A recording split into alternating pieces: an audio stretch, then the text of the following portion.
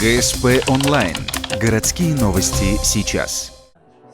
В Конгресс-холле УГТУ презентовали новый мюзикл «Winter Wonderland» о чуде, добре, любви и Рождестве в кругу семьи. Сначала мы выбрали больше десятка сказочных рождественских песен, а потом решили, что это будет история о маленькой сиротке, которая находит в себе большую семью, сбежав из приюта, говорят создатели постановки.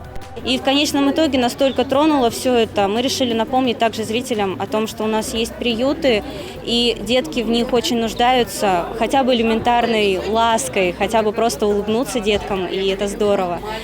И самая основная еще мысль, я хотела вложить людям в то, что семья – это самое дорогое, что есть. В семье мы появляемся, семья нас любит, ценит, и семья – это единственное место, куда ты можешь прибежать, что бы у тебя ни случилось. Все песни, что звучат в рождественском мюзикле, нам давно известны, но несколько в другом варианте, точнее, на другом языке.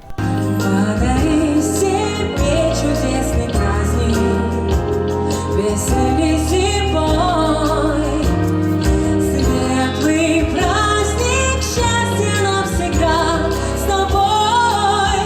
16 песен с английского переводила сценарист Екатерина Орловская. Адаптировала под каждого певца музыку и бэк-вокал Ксения Кутузова. Она же и готовила к выступлению всех певцов. Для творческого тандема девушек этот проект стал вторым мюзиклом.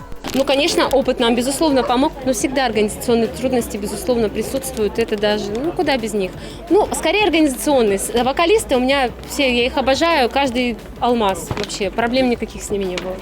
В итоге со сцены зритель увидел трогательную историю о разных людях, составляющих одну семью. Безусловным украшением сюжета стал вокал и хореография. Авторство United Beat и еще нескольких танцевальных коллективов. В планах у артистов повторить рождественский мюзикл, только уже после праздников. До никак. И вокалисты, и танцоры разъедутся, чтобы встречать сказочные праздники в кругу своих семей.